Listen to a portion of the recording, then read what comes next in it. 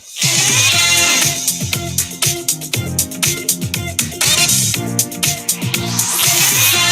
quiz. Good morning, everybody. Good morning, everybody. How are we all? Good morning, Hilary Jones. Welcome to Friday Frolics. Friday Frolics. It's Friday, which means just one.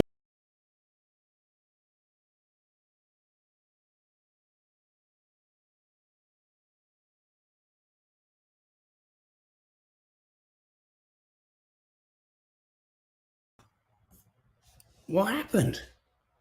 Good morning, everyone. Oh, no, hang on a minute. I've lost all my bloody things. Just 1 second. Yeah, I've got that back. Good morning. Sorry, I'm having a technical nightmare here. See, as soon as I try and play in the jingle, everything goes jingle, jangle in the jingles. Oh, guys, what's been going on? You wake up and you hear that Israel's fired a couple of missiles, and it's just like, oh, God, how could this get any worse? Morning, Zoe. Morning, Faith Goodman. Friday quiz at the end. Let's do that once more. I feel like we missed that. If you're listening on podcast, what the hell happened there?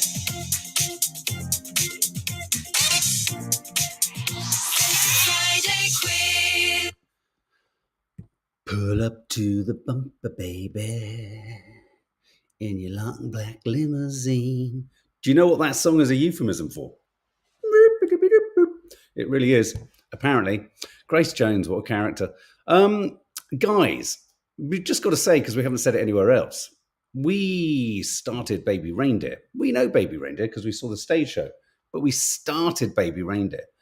And good God, how great is the actress playing his stalker? Flippity gibbet. It's the day of double letters, isn't it? It's the day of words with double letters. Jibble jabble, flippity jippet. I'm going to say something wrong. Gabrielle, sorry about that, darling. It's like television, isn't it? There are ads. Yeah, baby reindeer. It's trending. It's so popular. It's funny, isn't it? Because it was 5 years ago that it was an Edinburgh Fringe show. Then we saw it at the Bush in Shepherd's Bush, and now it's and I love that. That shows the timelessness of a piece. We're often made to think that if you make something, shoot something, create something, if it doesn't happen within that nanosecond, it might lose its relevance, but not necessarily. And in fact, I would say it's possibly even more relevant. What channel is it on? I'm afraid, Amy, it's on Netflix. You'll have to subscribe to Netflix if you want to watch it. Oh man, I had a couple of things that I'm just gonna let me see if I'm just gonna have to do some housekeeping. Let me just see if I can find. Can everyone close their eyes just for a second? Yeah, you did it. Got you there. There you go. Looking forward to watching it. Do watch it. It's a challenging watch. It's difficult. I thought she was channeling the stalker in it. Is kind of channeling a bit of Kathy Bates. I'm sure as soon as Nanny Di hears this, she'll be charging along and watching that too. We've got an exciting weekend of content for you. A fabulous Curly Cooks tomorrow with wonderful Lily in the house. We've got Coffee Moaning as normal tomorrow. It's going to be a live No Name Sunday show. It's been an odd week yet again of odd, strange, out of vision news. Some good, some bad, some odd, some surprising. And yeah. And so anyway, so it's going to be a live No Name Sunday show. And you are going to be getting some vlogtastic action later today too. But in the meantime, let's talk about, it's Friday. Look, hashtag fuck off Friday. Why do we call it hashtag fuck off Friday? Because everyone runs around going, it's fucking Friday. It's fun. And for us, it isn't really fun because really the weekend is the start of a huge amount of work and editing and all that kind of stuff. So fuck off Friday is fuck the fun. And plus also, I hate the word fun. Though I did say to Nadia the other day, I said, you know what? I want a bit more fun in my life. Isn't that weird? When I said it, I almost slapped myself around the face and broke my jaw because I just thought, fun? Who likes fun? Who here, if you go out on a night out and you say, we're going to have fun, do you have fun? Or does the best fun come when you're not looking for the fun? I find it's a little bit like a viral video. Viral videos or viral content goes viral because you haven't tried to become viral. And I think the best fun is the unexpected fun. Ellen, where are you? Are you disappearing, vanishing? Don't disappear, Ellen. Bell X1, I need your view on Ripley. I don't know what to think. I'm not a massive fan. I wasn't a fan of the talented Mr. Ripley, even though I interviewed the years ago. Was it Anthony Minghella? I don't know why. You know, there are certain. So it's like Agatha Christie doesn't get me. The Night Manager, not excited about it. All that sort of stuff. Frank Albert Einstein's brother was a monster. Is that fun? You have fun, Anne. If the fun doesn't involve me leaving my house, says Victoria Moore. I have more adverts. What's going on? I don't know. Why are there more adverts? Sorry. Tracy Golden, spontaneous fun is the best. Danielle, haven't had fun in a long time. I don't think fun is all it's cracked out to be. Zoe Agnew, not a fan of the talented Mr. Ripley. Everyone gets really excited about it like it's some fucking revolutionary, sensational idea. It's not. It's all right. I think a lot of you are behind. That's why you've got an advert and why I disappeared for a moment. Sorry about that. Lee Dolan, I try and avoid a night out, but I find if you plan a night, it always goes wrong. Whereas if it's spontaneous, it's better. I know what you mean, Lee. The best laid plans go tits up and all that kind of stuff. Okay, guys. So here's the thing. So what we're going to talk, we are going to talk about Israel attacking Iran. So we wake up this morning to, it's really odd, isn't it? It's like Iran and Israel, though I'm not in any way minimizing the potential disaster, death, or the damage that has happened. It's like they're getting out their worst toys to throw in the air. It's like they're getting out their toy airplanes, but they're getting the really shitty ones because on both sides they're going, we don't want them to see what we've really got. Don't show them the really big toys. So they're throwing and firing pretty ineffectual stuff at each other, thank God. But it really is a sort of tit for tat kind of, I do this, you do this, I'll do that, you do that. And so you may have woken up this morning, once again, is exactly me, Tube, Israel trying to have the last word, to, World War III. I mean, we've all been waiting for that moment. As soon as I woke up, it was about 6:15 this morning. There it was, Israel attacks Iran. World War III ain't happening. I promise you, we're not yet. World War III is not happening. I don't actually think World War III will happen. Well, the only parallel I can see with where we're at today and World War III, you know how World War II started obviously with Germany in Europe.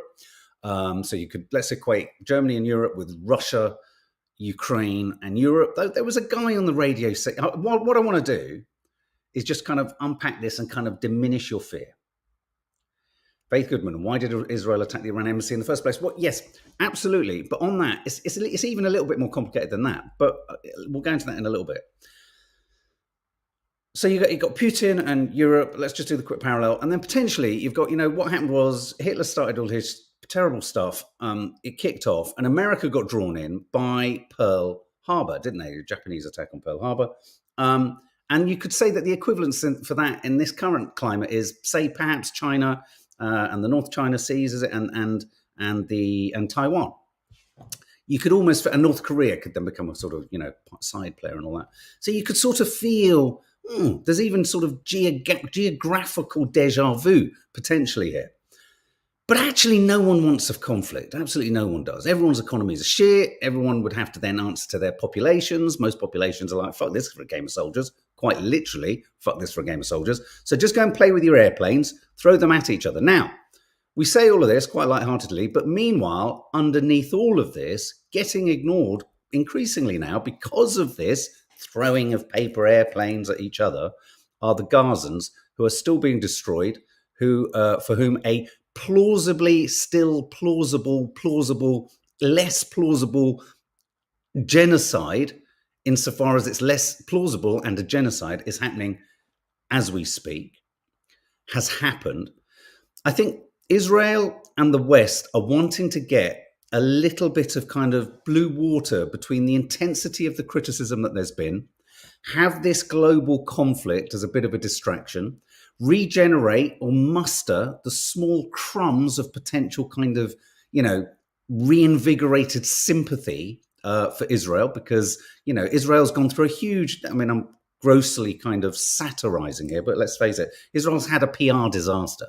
And so Israel needs something to kind of, give them a bit of, so why not fire a few that do nothing, but say, don't mess with us. Like Iran fired a few things and said, don't mess with us. So they've all said, don't mess with us, but they're still messing with the Gazans.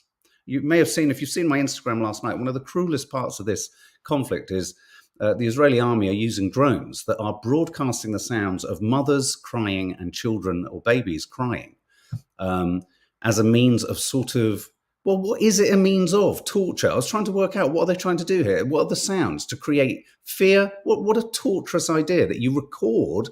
And apparently someone somewhere, some expert, sort of military expert, has analysed the sound of the crying baby and suggested that it is the sound of a desperately scary child that they're broadcasting on these drones. So, there are all these untold, horrible details to every aspect of this conflict. But this Iran-Israel thing is posturing. So we ain't going to war today. It ain't going to happen today.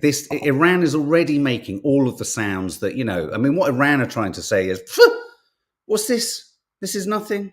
Nothing hit nothing. Everything's landed it's all fine. They're really wanting to underplay it. And if they can underplay it, then they don't have to react.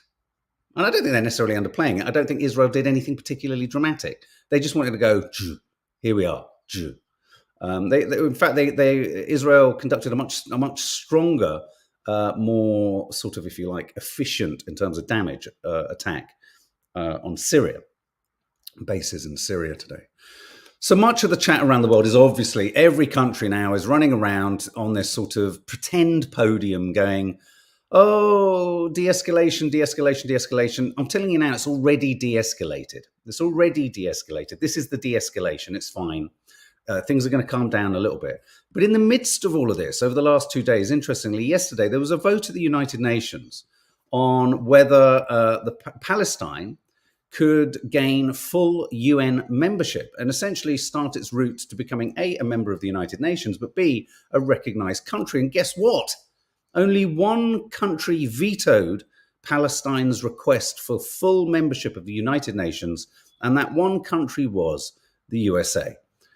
2 other countries abstained, and that was the UK and Switzerland. So at the heart of this, at the very, very heart of this, continues in 2 different ways, in 3 different ways, continues the very same cause of the entire conflict. So let's look at what the net result of everything that has happened since October the 7th. So we now have a disenfranchised population and generation in Gaza. We have the largest number of orphans, all of whom will see Israel as quite correctly as the ones who removed their families. So there will be a push towards extremism against Israel. There has been an aggressive increase in illegal settlements in the West Bank, in East Jerusalem, and there has been an increasingly an increase in the alarming rhetoric around making more of the Gaza Strip or taking the Gaza Strip for Israel. So that's happened. There's an increased hostility with Hezbollah. Everything that has happened has made things worse. Nothing has got better. And at the moment, we're still waiting to see if Netanyahu wants to, is going to do his ground invasion or his invasion of Rafah. So nothing's got better. Iran has had a little kind of bruh. Israel's had a little bit of a bruh. But essentially, nothing has changed. Things have only got worse because now Gaza has zero infrastructure, zero capacity to get back on its feet. Zoe Agnew, a question I keep asking myself: why is Islamophobia not looked at the same as anti-Semitism? We can say nothing about Israel and we get accused of being anti-Semitic. It's just mind-boggling. There is a huge, because if you're critical of Israel, you are immediately castigated as anti-Semitic. I think one has to really dig into the veracity of some of those anti-Semitic claims, because if there is a constant, regular, and concerted effort to conflate any criticism of Israel with anti-Semitism, then of course the anti-Semitic kind of numbers go up. But there is a helpline, in fact, and a link that you can use to record or register Islamophobic incidents. Which, isn't it funny? It doesn't ever really get as much of a kind of much publicity as any of the anti-Semitic ones. Going back to Faith Goodman's thing about, but what about, yes, they did hit the consulate. Yes, that was in breach of Article 51 of the UN Charter, hitting, it's essentially an assault on another country, albeit within Syria, within another country. I mean, we've said it many times. Israel will argue back, quite rightly, that, Iran have, through proxies, attacked Israel. I think when you start getting into this, and I think this is seen sometimes as a trump card or boom, this isn't the first time, you're all being hooked into this myth that Iran isn't behind everything. Of course Iran is. No one is here as a defender of Iran at all. We are a defender of the innocents in Palestine. But I tell you what, there is. The reason Iran is able to get some purchase in these proxy organizations is because of the gross iniquities and treatment of the Palestinians. So the Palestinians have turned and moved towards, more specifically in Gaza than necessarily the West Bank yet, towards what the Israelis and the rest of the world would consider more extreme choices because their circumstances are more extreme. So it's important to say this because I think a lot of people looking at this, the politics of this go, you see, everyone just thinks, it all started with Israel hitting the consulate and Iran did nothing before. No, of course not. But then you go to October the 7th and people want you to believe it all started there. Well, it didn't. It started before October the 7th. And Iran's involvement has been because Iran has managed to harness sort of get into the disquiet, the discomfort and the despair of people fighting an occupation or struggling against an apartheid. So the core issue, right at the core of this, is the occupation. Many different parties are exploiting it for different reasons. As much as Iran has supported the proxies against Israel, as we've said many times, it mustn't be forgotten, Benjamin Netanyahu himself supported the Hamas, funded, actively wanted Hamas in order to squander any possibility of securing a two-state solution. So no one's hands are clean, and I think that's the important thing. So let's and this is my point when we get to this point and where the West becomes a bunch of hypocritical arses, is no one has clean hands here. No one has clean hands. I mean, one of the arguments about not allowing Palestine membership of the UN is that there are certain sort of conditions to the nature of the sort of so-called state of Palestine. I say so-called because it hasn't been established yet or recognized, that it's not secure. But many people at the United Nations have reminded everyone that actually back in 1949, when Israel was created, no one was putting up objections to the creation of Israel. And you could have used the very arguments used for not creating a state of Palestine now or not sanctioning it were entirely applicable to the original creation of the state of Israel. So what we're seeing here is an absolutely obvious, discrepancy between an occupying nation, a colonial nation, or a nation that has been essentially constructed through the help of white Western, essentially settlers, versus an indigenous culture. Now, when I say indigenous culture, that doesn't mean that there weren't Jewish people who were indigenous there, because that's the other trump card that often gets thrown on the table. Is this is the Holy Land? We're the chosen people.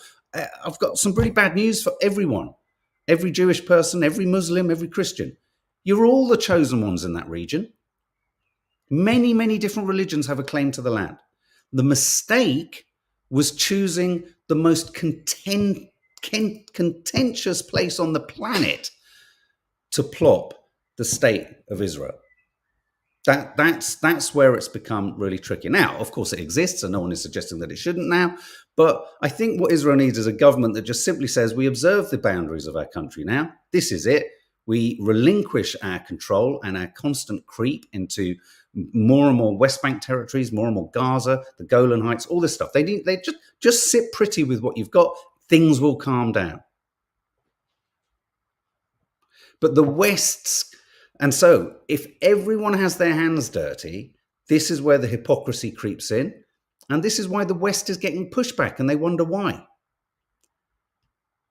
So that it's fine for Israel to reply, but it's not fine for Iran to reply. It's fine for Israel to attack, but it's not fine for people in Palestine to resist. Because if you resist, you're immediately characterized as a terrorist. It's a really, I've talked about it before, and it's a very clever act of global diplomatic political gaslighting, where Israel, the government of Israel, have managed to make it. I mean, Gabor Mate was talking about this yesterday. He said he was talking about Palestinians have a right to resist.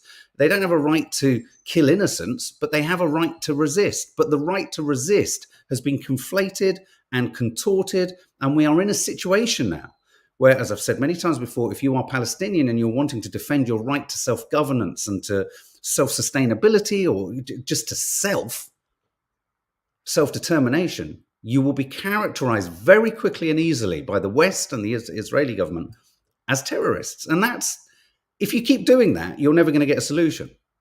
Because if anyone, and we've seen it in this country, we've seen it with certain members of the media who deal with numbers and stuff like that, that by conflating things so spectacularly, they can turn innocent protest, peaceful protest, humanitarian protest into something either being anti-Semitic, so-called, apparently calling for an intifada.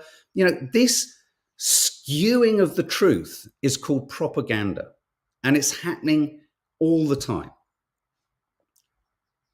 Chin chin, that was a good coffee, wasn't it?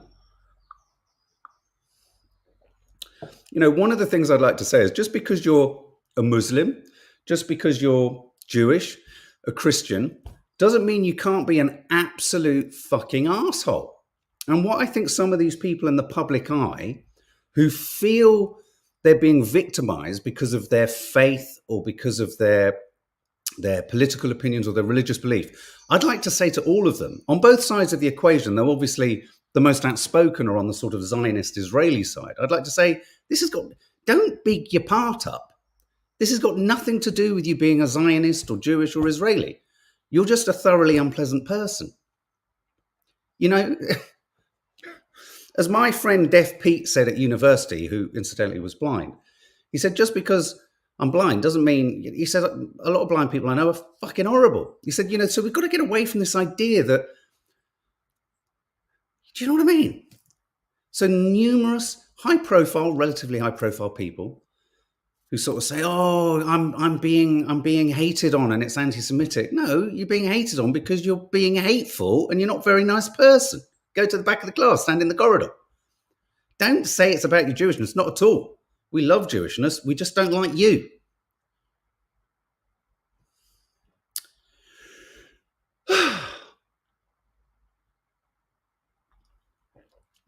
There ain't going to be World War III today. It doesn't mean it's not a really tricky tinderbox situation. It is, but there ain't going to be World War III. Anyway, moving on. Kanye West in a battery investigation. Los Angeles police are investigating whether Kanye could have been involved in alleged battery. Now, this is the story that apparently he could have possibly on Sunset Boulevard at 12:30 a.m., so obviously the middle of the night. There were reports that someone was repeatedly punched in the face multiple times. You read that and you go, "Oh no, he's had a moment." But then it transpires that potentially it's been suggested by the one of the members of staff of Kanye's company, one of the shops that he has, that potentially he did batter and assault someone because his wife, his partner, was also sexually assaulted by this person, by whoever was punched in the face. So that story could pick up some steam in LA. There's the suggestion there that obviously, basically, it sounds like Kanye got caught in a precisely Shazia Ali. So many wonderful judges. You just don't hide behind your faith or your religion. Don't hide behind that. If you're just if you're just a very naughty boy or girl.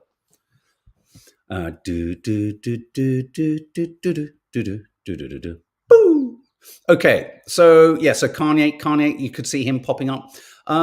What else have I got that I'm talking about? KET BLADDER. Anyone who knows youngsters taking ketamine, show them this story. Sometimes, the best way sometimes to get through to your kids is not to even ask questions like, Are you? Do you know anyone who's? Oh my God! You don't think you would tell me, Johnny, if you were taking ketamine?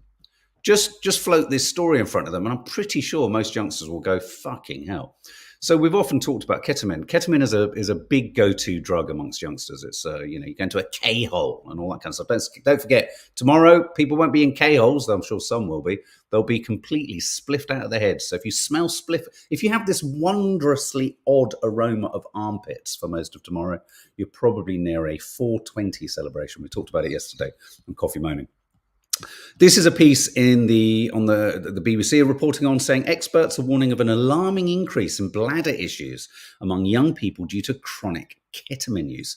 People as young as 21 are having major risky surgery to treat problems caused by addiction. Apparently, I didn't realize that what ketamine does is it scars and distresses the lining of the bladder, or it destroys or damages the lining of the bladder in such a way that it scars up. And so consequently, in the scarring, if you think about it, it gets thicker. It's a thicker lining. The bladder gets smaller. And so, you have issues with incontinence, all that kind of stuff, bladder infections, STIs, all this kind of stuff. It's good because sometimes one's always looking for, it's not like looking for horror stories, but sometimes it's like, the problem with drugs and drink and everything and 420 and all that kind of stuff is, it's cool. It's cool. The whole thing is it's cool. But actually, the hidden aspects of ketamine is it's really not cool. I mean, by all accounts, it's not cool at all to see someone in a K-hole either.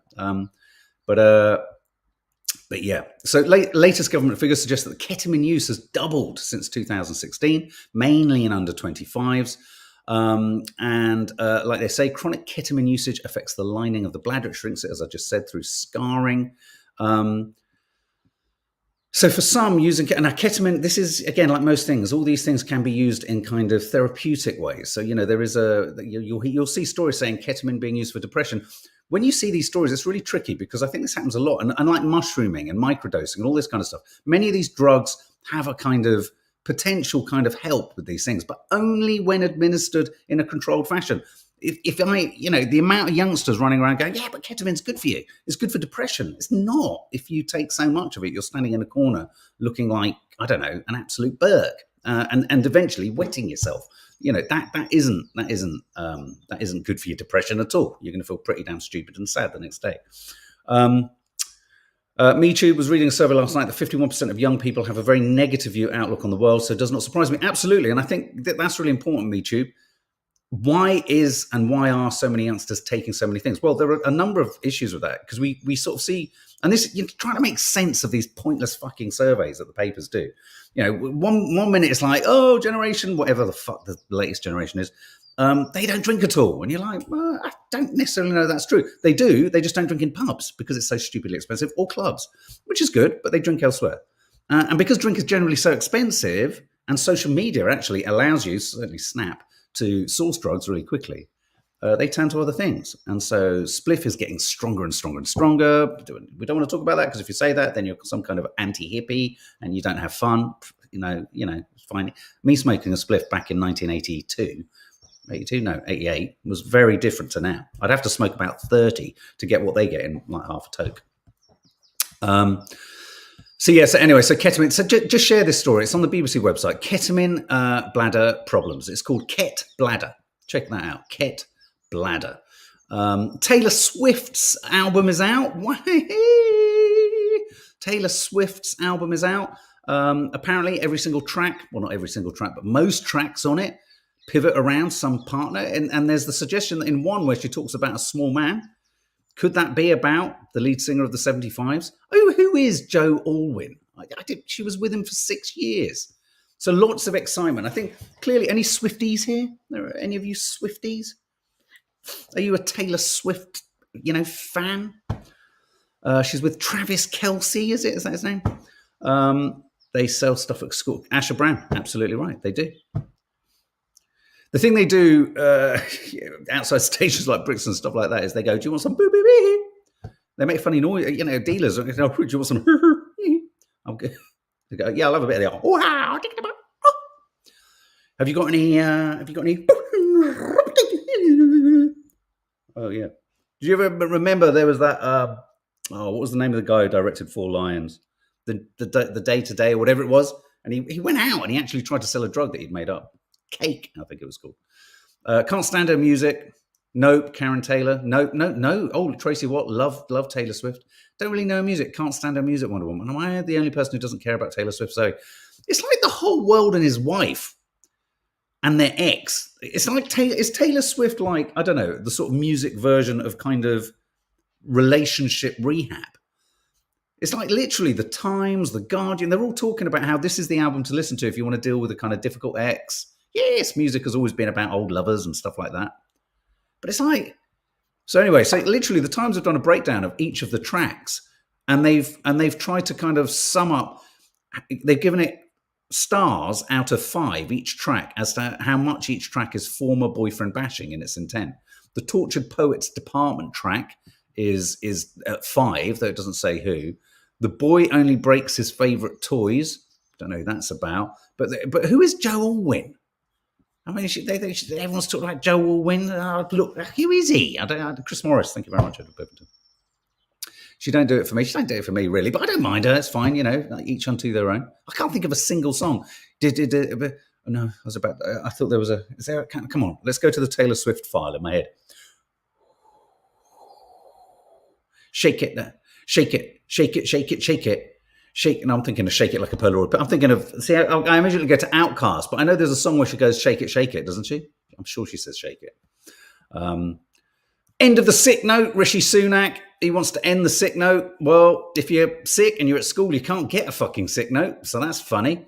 Prime Minister wants to strip GPs and doctors of the power to sign people off work under new plans. I think there's some sense in this because it's like doctors don't know everything. And in fact, many doctors don't know anything. So if you've got a bad back, probably better that an osteopath or a sort of someone who does a physio signs you off. Shake it off, shake it off, shake it off. You just shake it off. Maybe a GP should just put on Taylor Swift and go, shake it off, and you feel better. Of course, there's a lot of worry about this. This is about trying to get lots and lots of people with mental health issues who aren't working back to work. Again, as with all these things, is it going to be a mallet to crack a nut? And is the nut a little bit more complicated than the mallet? As soon as I say the word nut, I just think of ADHD squirrels. Do you? I think squirrels manifest ADHD. What I'm saying now, Shaq a Talafathet. Wow, Tracy, what? I don't know what you're saying, but it kind of sounds interesting. Man who sits in office tells people to break backs. Dong. Has anyone seen those? Are they chiropodists, the ones that do the dogs? When they do their backs and the dog looks at them like, but they don't bite them. It won't make a difference. You can't see a doctor anyway, so the chance of getting a sick note is, yeah. This is the idea that sick notes exist. That's a very, very, very good point, Grace Ann Martin. No one can get a fucking sick note for love of money. And if you're self-employed, sick notes mean dilly-doo-doo because you just don't get paid. We're fed up with well people demanding sick notes. Siobhan Jordan. Oh, there you go. She hath spoken. Just rolling back to Baby Reindeer and the whole stalker thing. Harry Styles' stalker was jailed after, get this, sending him 8,000 cards in less than a month. Myra Carvalho, 35, was given 14 weeks in prison and a restraining order of 10 years. I don't even know how you could send 8,000 cards in less than a month. Good God. Do you think he posted them all at once, or do you think he literally went 8,000 times to the post box? That's serious shit. Okay, I've got 10 minutes and we've got the Friday quiz to do. I just quickly want to show you this. This is what Justin Bieber's wearing. It's very difficult to walk around in that, especially if you're caught in a wind. Look at those shoes, though. I was thinking I'm thinking I might go for this look. What do you think? Baggy on a completely new level. I was going to show you something, but I think I'm going to show you the video I'm going to show you. I'm going to show you it tomorrow. Let's remove that. So let's get to quiz of the week and let's get it done. Let's get it on. Let's get it on. Okay, quiz of the week. Are you ready? Are you going to go into the weekend a winner or a loser? You're a loser. You're a loser. Don't sing it. Nice bit of the rainy coming. Okay, question 1. Sunset Boulevard, big winner at the Olivia Awards, including one for Nicole Scherzinger. Which of the following musicals does not share the record for most Oliviers, which is the theatre world sort of Oscars, if you like, in one night? Cats, A. Cats, B. Hamilton, or C. Matilda? Which of the following musicals does not share the record of winning the most prizes for a musical, which is 7 in one night? Cats, Hamilton, or Matilda? Which of those doesn't share that? A. Cats, B. Hamilton, or C. Matilda? Ooh. Who's Damien Hurley? Have you reviewed Damien Hurley's new movie? I don't know. Oh, what? Liz Hurley's son? No, I don't necessarily think it. Unfortunately, we have to make some brutal decisions sometimes on the films we're going to home in on, and I don't think Damien Hurley's is one of them. A. Cats. Yeah, kind of trick question. Diplomat Victoria Harrison was announced as the UK's first fully blind overseas ambassador. To which country will she be posted? A. Serbia, B. Slovakia, or C. Slovenia? This is going to be a wild guess, guys. A. Serbia, B. Slovakia, or C. Slovenia? I went for a wild guess, and I'll give you a clue. It was the one that my cursor was nearest to in the end. Did you get me? MeTube, C. Slovenia. Man, your quiz is brutal. Tell me about it, Edward Bevington.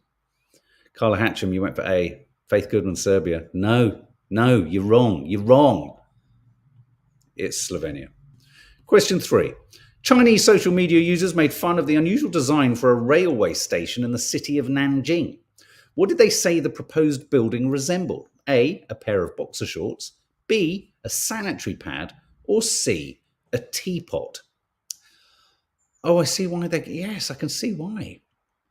Chinese social media users have made fun of the unusual design of a railway station, but what did they liken it to? A. A pair of boxer shorts. B. A sanitary pad. Or C. A teapot. Hi, Stacey. Hope you're well. Faith Goodman saying boxer shorts. MeTube saying a sanitary pad. Vixen DD. Sanitary. I like the way you're putting a little question mark in there. It's like if you're wrong, it's not really quite wrong, is it? Because you're sort of saying you're not really sure. It's like a caveat. It's B, a sanitary pad. Question 4.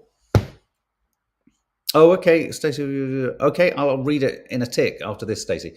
Question 4. Campaigning in India reached a peak as people prepared to vote in the first round of its general election. Which state runs the largest number of MPs to Parliament House in Delhi? Is it A, Maharashtra, B, Uttar Pradesh, or C, West Bengal? My God, I guessed that based on my distant, dusty memory of traveling around India, and I got it right. Is it A, Maharashtra, B, Uttar Pradesh, or C, West Bengal? Which of those has the largest number of MPs to Parliament House in Delhi?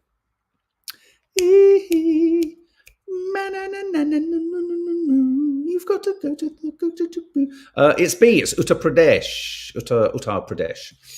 Question. Oh, Stacey, what a gift! Look at that. 10 of you are going to become members. Hey, join us for our live No Name Sunday show on Sunday. Question 5. A New York court took several days to find an impartial jury to hear the historic criminal trial of Donald Trump. Dozens of potential jurors were dismissed for various reasons. Which Marvel film star was cited in evidence used to exclude one? So which Marvel film star was mentioned by one of the jurors that was disqualified when they were profiled?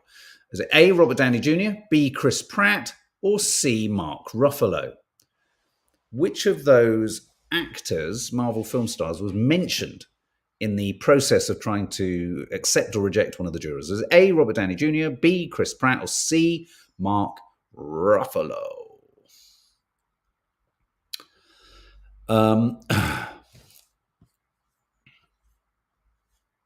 Let us know. Is C, Mark Ruffalo? Question 6. Baldur's Gate led the pack at the 20th BAFTA Game Awards with 5 wins, including the coveted Best Game title. But which game left empty-handed despite being nominated in several categories? Was it A, Spider-Man 2, B, Star Wars Jedi Survivor, or C, The Legend of Zelda? Any gamers here? Which one of those 3 left, despite being nominated, didn't win a thing? Was it A, Spider-Man 2, B, Star Wars Jedi Survivor, or C, The Legend of Zelda Tears of the Kingdom? No, Baldur's Gate did well. It won 5. But which won nothing? Oh, look, some gamers here. MeTube in there. Janine, Stuart G, Elaine Denning. It's B, Star Wars Jedi Survivor. And question 7. Former Prime Minister Liz Truss revealed in her new book that she spent several weeks itching when she moved into Downing Street. What did she blame for the problem? A. Bedbugs. B. Boris Johnson's dog. Or C. Larry the Downing Street cat. What made Liz Truss itch for several weeks? Was it A. Bedbugs, B. Boris Johnson's dog, or C. Larry the Downing Street cat? And there's your final question. Let it out, let it out. I think that's is that it? Let it shout? Is that, what the fuck is that Taylor Swift song? Bloody hell. Shake it off, shake it off. What was the answer? The answer was B. Boris Johnson's flea-ridden dog. Get a bus, don't get a bus, get a bus, don't get a bus. Okay, guys, lots of love.